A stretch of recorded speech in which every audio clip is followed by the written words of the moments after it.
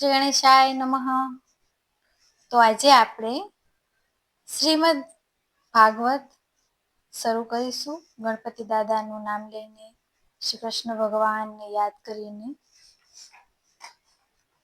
તો આજે ભાગવત છે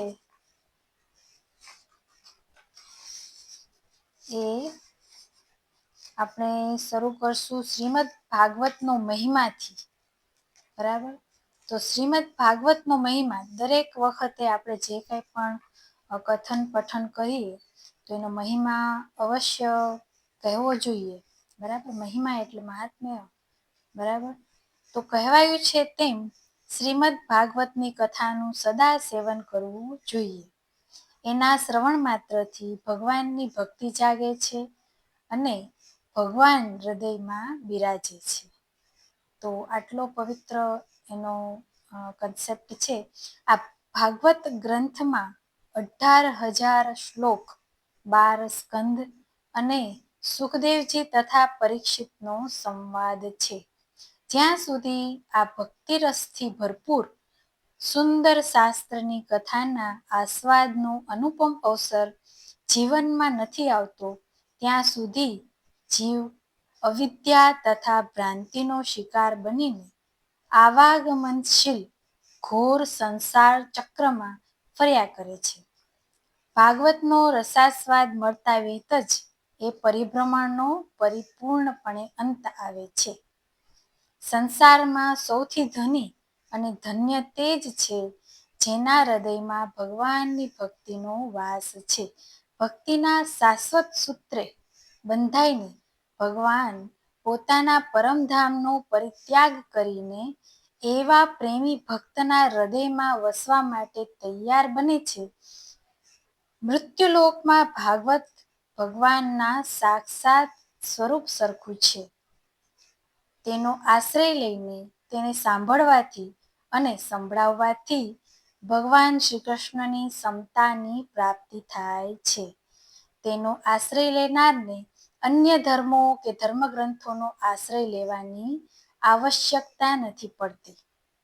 ભાગવતનો અનુરાગપૂર્વક આશ્રય લેનાર આત્માના અસાધારણ ચિર વિસ્મૃત ગૌરવને અનુભવીને સમસ્ત પ્રકારના દૈત્ય અને ક્લેબ્યથી મુક્તિ મેળવીને ભગવાનના અલૌકિક અનુગ્રહની ને ભગવાનની સુખદ સન્નિધિની અનુભૂતિ કરી કૃતાર્થ બને છે.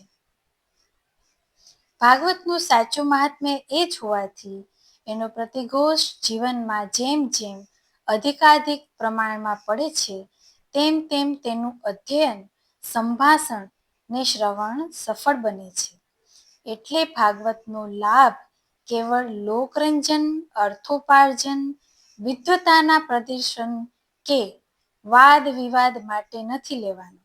તેનું પોપટ પારાયણ કરીને તેને સામૂહિક કથાનું સાધન સમજીને પણ સંતોષ નથી માનવાનો. ભાગવતનો સાચો સંબંધ જીવન પરિવર્તન સાથે પરમાત્માની પ્રેમ ભક્તિને જગાવવાને વધારવા માટેને પરમાત્મપરાયણતા કેળવીને પરમાત્માના સાક્ષાત્કારથી સાર્થક થવા માટે છે. જો કે ભારતીય સાધના કેવળ ઈશ્વર સાક્ષાત્કારથી જ અટકી જતી નથી. એ સાધકને ઈશ્વરમય અને સ્વયં ઈશ્વર બનાવે છે. તેની પ્રતીતિ તેનાથી થઈ રહે છે. આ હતો શ્રીમદ ભાગવતનો મહિમા. શ્રી કૃષ્ણ ભગવાનની જય. દ્વારિકાધીશની જય. તો આજે છે એમાં ઘણા ખંડ છે. ખંડ 1 છે, પછી એમાં ખંડ 1માં ષષ્ઠ સ્કંદ એટલે 6 સ્કંદ સુધી ખંડ 1માં છે. ખંડ 2માં છે સપ્તમ સ્કંદથી લઈને દ્વાદશ સ્કંદ સુધી એમાં આપેલું છે. બરાબર? તો પ્રારંભ જે છે આપણે થોડોક પ્રારંભ કરી દઈએ. ભગવાનનું નામ લઈને આજે શરૂ કર્યું છે તો આજે થોડોક પ્રારંભ પણ કરી લઈએ. ભાગવતની ભાગીરથી એવા શબ્દપ્રયોગને સાંભળીને કોઈને થશે કે ભાગીરથી અને એ પણ ભાગવતની. શું ભાગવત એક ભાગીરથી છે? ભાગવતને ભાગીરથી કહેવામાં તમારી કોઈ ભૂલ અથવા ગેરસમજ તો નથી ને? એવા અનેકવિધ આશ્ચર્યોદ્ગાર કાઢનારને આપણે સંપૂર્ણ સહાનુભૂતિ સહિત શાંતિપૂર્ણ સ્વરે કહીશું કે ના, ભાગવત એક ભવ્ય, પવિત્રતમ, પુણ્યમયી, અલૌકિક ભાગીરથી જ છે. ભગીરથે પોતાના પિતૃઓના પરિત્રાણ માટે પૃથ્વી પર પ્રગટ કરેલી પહેલી પુરાણ પ્રસિદ્ધ, સર્વહિતકારી, ઋષિમુનિ સેવિત, સરિતાઓના શિરમુગટ સમી ભાગીરથી સ્થૂળ છે તો પુરાણોમાં પ્રમુખ સ્થાન ધરાવતી, સર્વમંગલ કરનારી ઋષિમુનિને જ નહીં પરંતુ સામાન્ય જનને પણ પ્રિય શાસ્ત્રોના શિરમુકુટ સરખી આ ભાગીરથી સૂક્ષ્મ છે એટલું જ. બાકી આ ભાગવતની ભાગીરથીનો પ્રવાહ પણ એટલો જ, બલકે એથી પણ અધિક આનંદદાયક, પુણ્યપ્રદાયક, અલૌકિક અને આશીર્વાદરૂપ છે. ભાગીરથીની પહેલી સ્થૂળ ધારા અમરાપુરીમાંથી આવીને પૃથ્વીના પવિત્ર પટ પર પ્રાદુર્ભાવ પામી એવું કહેવાય છે. તો ભાગવતની ભાગીરથીની અંતરાત્માને અનુપ્રાણિત અને અલોકતી કરનારી મહાધારાનું મંગલમય અવતરણ સ્વર્ગની પેલી પારના વૈકુંઠ પ્રદેશમાંથી થયું હોય છે તેવું લાગે છે. આ ભાગીરથીને માટે જગત જેમ તપસ્વી શ્રેષ્ઠ ભગીરથનું ઋણી છે, તેમ આ ભાગવતરૂપી ભાગીરથીને માટે ઋષિશ્રેષ્ઠ મહર્ષિ પ્રવર વ્યાસનું ઋણી છે. પેલી સ્થૂળ ભાગીરથીનું દર્શન, સ્પર્શન, સ્નાન અને પાન જેમ કલ્યાણકારક છે, તમે આ ભાગીરથીના સંબંધમાં પણ સમજી લેવાનું છે. પેલી સ્થૂળ ભાગીરથીની જેમ ભાગવતની આ સૂક્ષ્મ છતાં શક્તિ સંચારક ભાગીરથીએ આજ સુધી કેટલા અનાથને આશ્રય આપ્યો, કેટલા સંતપ્ત જીવોને શાંતિ આપી, કેટલા શરણાગત બનેલા અનુરાગી આત્માઓની કાયાપલટ કરી અને કેટલાના જડ જીવનમાં ચેતના પ્રદાયિકા નવી જ્યોતિ ભરીને અસાધારણ ગતિ કરી, તેનો હિસાબ કોણ રજૂ કરી શકે? તેના તપઃ તટપ્રદેશ પર તપસ્યા કરીને એના સ્વર્ગ સુખદ સૌંદર્યને આંખમાં અને અંતરમાં ભરીને, તેના સુધાસભર સંગીત સ્વરોનું શ્રવણ કરીને અને તેના નિર્મળ નિમજ્જન કરીને કોણે ક્યારે કેટલી કૃતાર્થતા મેળવી તે ચોક્કસપણે સંપૂર્ણ સ્વરૂપે કોણ કહી શકે? અરે એનો આછો પાતળો ચિતાર આપવાનું સાહસ પણ કોણ કરી શકે? જગત તો એ ભગવત ભાગીરથીના સુધામય શાંતિદાયક સલિલમાં મન મૂકીને સ્વૈર વિહાર અને સ્નાન કરનારા તથા ધન્ય બનનારા એકાદ પરીક્ષિતને જ જાણે છે. પરંતુ એવા બીજા કેટલા અનામી અપરિચિત પરીક્ષિતો એવી રીતે એનો દેવદુર્લભ લાભ લઈને ધની તથા ધન્ય બની ગયા ને મૃત્યુંજય થવાની સાથે સાથે પોતાના મૂળભૂત પરમાત્મા સ્વરૂપમાં પ્રતિષ્ઠિત થયા, તેનું સંતોષકારક સરવૈયું કોણ કાઢી શકે તેમ છે? ભાગવતની ભાગીરથીએ પેલા પરીક્ષિતની પેઠે બીજા કેટલાને નિર્ભય, નિર્મમ અને નિરંકાર કર્યા, તેમજ અક્ષયપદ ધર્યા, તે કોણ વર્ણવી શકે? તેનો અલૌકિક આશ્રય લઈને અને તેમાં અવગાહન કરીને આજે પણ ભય, શોક તથા મોહમાંથી મુક્તિ મેળવીને કેટલા સ્ત્રી પુરુષો પાવન થતા હશે અને ભવિષ્યમાં પણ કેટલા પાવન થશે અને કૃતકામ બનશે તેની માહિતી કોણ પૂરી પાડી શકે? એટલે ભાગવતની આ ભાગીરથી પેલી સ્થૂળ ભાગીરથીની જેમ એથી પણ વધારે આશીર્વાદરૂપ છે, તે નિર્વિવાદ છે. એક બીજી વાત, ભાગીરથીનું પવિત્રતમ પ્રાકટ્ય જેવી રીતે હિમાચ્છાદિત પર્વત પ્રદેશની વચ્ચે ગોમુખમાંથી થયેલું દેખાય છે, તેવી જ રીતે ભાગવતની ભાગીરથીનો પ્રાદુર્ભાવ ધીર ગંભીર પ્રસન્ન પ્રાણ પરમાત્મપરાયણ મહર્ષિ વ્યાસના પ્રાણ પ્રદેશમાંથી થયેલો છે. પોતાની તાલબદ્ધ પ્રસન્ન મધુર દ્રુત વિલંબિત ગતિથી આગળ વધતી ભાગીરથીના તટપ્રદેશ પર ભાત ભાતના તીર્થો આવેલા છે. તેવી જ રીતે ભાગવતની ભાગીરથીના જ્ઞાન ભક્તિ સંયુક્ત તપઃપુત તટપ્રદેશ પર જાત જાતના તીર્થો છે. તેના 12 સ્કંધોને તેના 12 મહાતીર્થો કહી શકાય.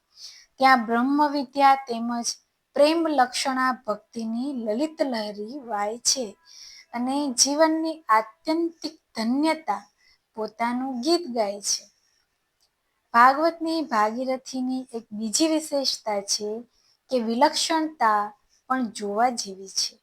સામાન્ય રીતે સ્નાનાદિ કરવાની ઈચ્છાવાળો પુરુષ પોતે જ સરિતાની પાસે પહોંચતો હોય છે. સરિતા સ્વયં તેની પાસે નથી પહોંચતી, પરંતુ ભાગવતની ભાગીરથીના સંબંધમાં એથી જુદું છે. પેલી ભાગીરથીની તો પાસે આપણે પોતે કાશી, પ્રયાગ કે હરિદ્વાર જઈને પહોંચવું પડે છે, પરંતુ ભાગવતની ભાગીરથીની અલૌકિકતા તો અવલોકો. તે અક્ષરદેહે અવતરીને શ્રવણ, મનન, નિધિધ્યાસન, પઠન પાઠન તથા દર્શન સ્પર્શ સ્વરૂપે એની મેળે જ આપણું કલ્યાણ કરવા માટે આપણી પાસે પહોંચી જાય છે અને આપણને એની રીતે મદદરૂપ થાય છે.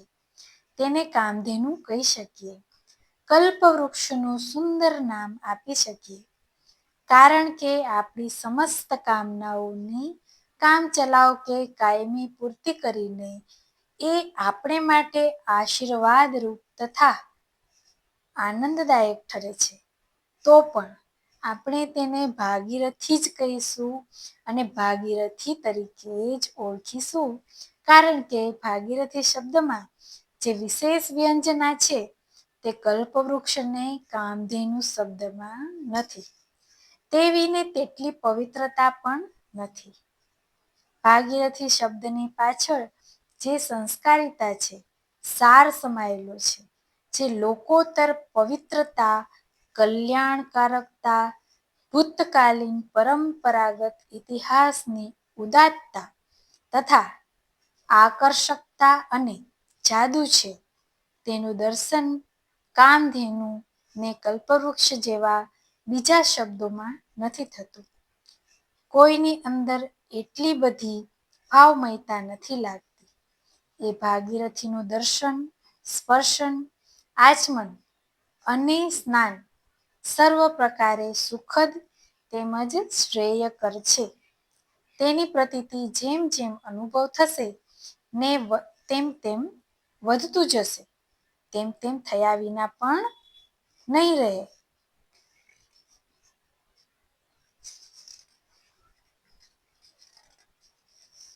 પછી છે ઋષિપદની પ્રાપ્તિ. ઋષિપદની પ્રાપ્તિ એ હવે આપણે વાંચીએ છીએ. ભાગવતના રચયિતા વ્યાસને ભારતીય સંસ્કૃતિના અવિભાજ્ય આત્મા કહી શકાય. ભારતીય સંસ્કૃતિમાં તેમનું યોગદાન પણ ઘણું મોટું છે. મોટું હોવાની સાથે સાથે મહામૂલ્યવાન પણ છે. એ યોગદાનને બાદ કરીએ તો ભારતીય સંસ્કૃતિનું સાહિત્ય ગૌરવ ઘણું ઘટી જાય તેમ છે. તેમણે ભારતને અને એ દ્વારા સમસ્ત માનવ જાતિને વેદના વ્યવસ્થિત વિભાગો આપ્યા. આપણા જે 4 વેદો છે એના વ્યવસ્થિત વિભાગો આપ્યા છે. બ્રહ્મસૂત્ર જેવા અસાધારણ ગ્રંથ રત્નનું દાન કર્યું છે અને ગીતા તથા અષ્ટાદશ પુરાણોનો મહામૂલો વ્યાધિ વાર્ધક્ય રહિત અમર વારસો આપ્યો છે. ભારતને ભારતીય જીવન દ્રષ્ટિને, સાધનાને તથા સંસ્કૃતિને સારી પેઠે સમજવા માટે એ ગ્રંથ રત્નોનો પરિચય પ્રાપ્ત કર્યા વિના નથી ચાલે તેમ. સંસ્કૃતિના સૂત્રધાર અથવા પાલક પિતા જેવા જ્ઞાનના સાક્ષાત સ્વરૂપ સરખા વ્યાસને ઈશ્વરના 24 અવતારોમાંના એક કહીને ભારતીય સંસ્કૃતિએ તેમનું જ નહીં પરંતુ પોતાનું પણ સન્માન કર્યું છે કે ગૌરવ વધાર્યું છે. તેમને મહર્ષિ વ્યાસના નામથી પણ ઓળખવામાં આવે છે. એ સર્વથા યોગ્ય જ છે. ઋષિપદની પ્રાપ્તિ ધાર્યા જેટલી સહેલી નથી. એને માટે એકધારી સતત સાધનાની આવશ્યકતા પડે છે.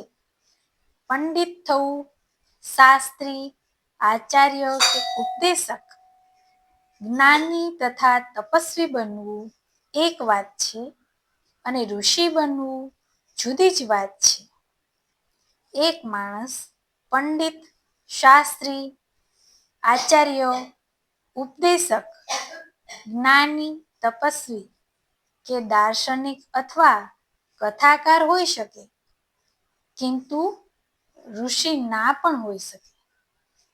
ઋષિપદને વાક્પટુતા કે અસાધારણ વિલક્ષણ વક્તૃત્વ શક્તિ સાથે, પ્રખર બૌદ્ધિક પ્રતિભા કે મેધા સાથે અથવા શાસ્ત્ર જ્ઞાન સાથે સંબંધ નથી હોતો. એ સઘળામાંથી સંપન્ન હોય કે ના હોય તો પણ માણસ ઋષિ બની શકે છે. ઋષિપદ તો જીવનની સુયોજિત, અસાધારણ, અમોઘ આત્મસાધનાનો એક વિશાળ વિકાસક્રમ છે. એ પદ પર પહોંચનાર સર્વ પ્રકારે સુખી, શાંત અને સાર્થક થાય છે.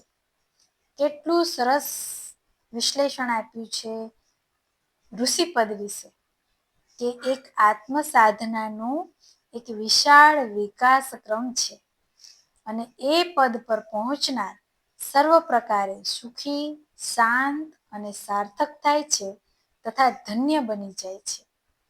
એ પદ પર પહોંચવાનું સહેલું નથી.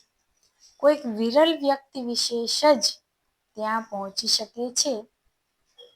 એ પદ પર પ્રતિષ્ઠિત થવા માટે સૌથી પહેલા તો દૈવી સંપત્તિની અથવા સદ્ગુણોની મૂર્તિ બનવાની કોશિશ કરવી પડે છે.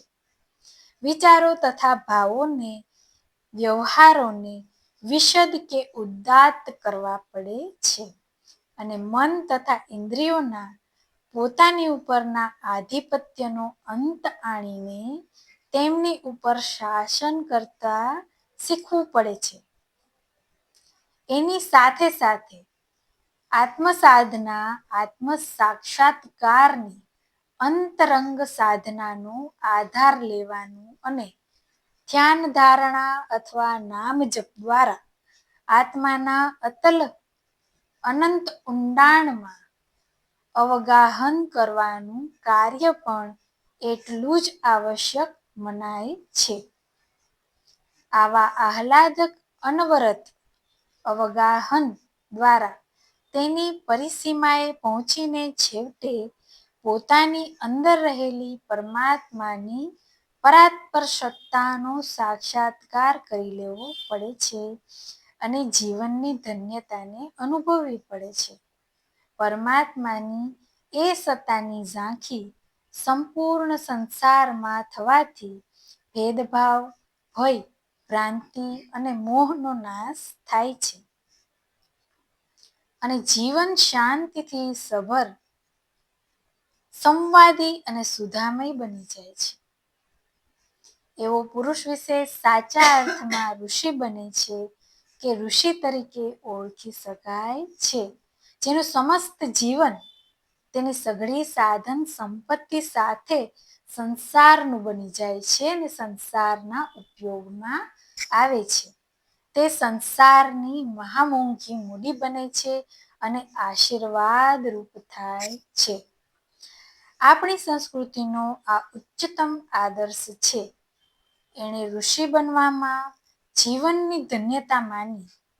પ્રત્યેક માનવે એવા આપ્તકામ પરમાત્મદર્શી ઋષિ થવાનું છે અને એવા મુક્ત, પૂર્ણ કે કૃતકૃત્ય ઋષિ થવા માટે પ્રામાણિકપણે પુરુષાર્થ કરવાનો છે.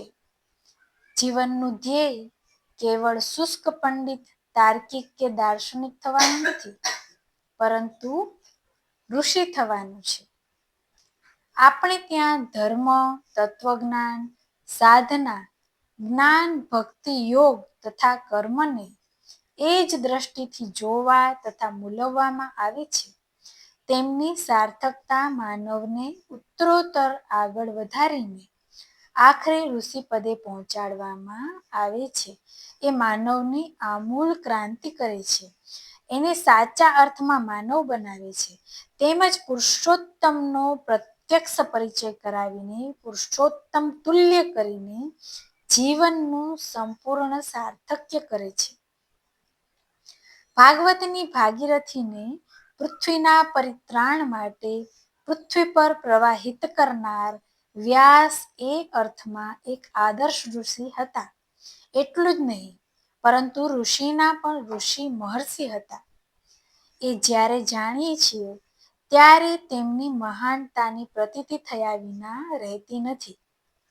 એવા ઋષિ અથવા મહર્ષિ વ્યાસે કરેલી ભાગવતરૂપી ભાગીરથીની રચના સ્વાંત સુખાય એટલે કે એમના પોતાના આત્મિક સુખની અનુભૂતિ માટે તો છે જ, ભાગવતની ભાગીરથીના પવિત્રતમ પ્રવાહનું પ્રાગટ્ય એમણે પોતાના આત્મસ્થ અવિદ્યારૂપી અંધકારના અંત માટે સ્વાંતસ્તમ શશાંતયે અને જીવનની પરમ કૃતાર્થતા માટે જ કરેલું છે.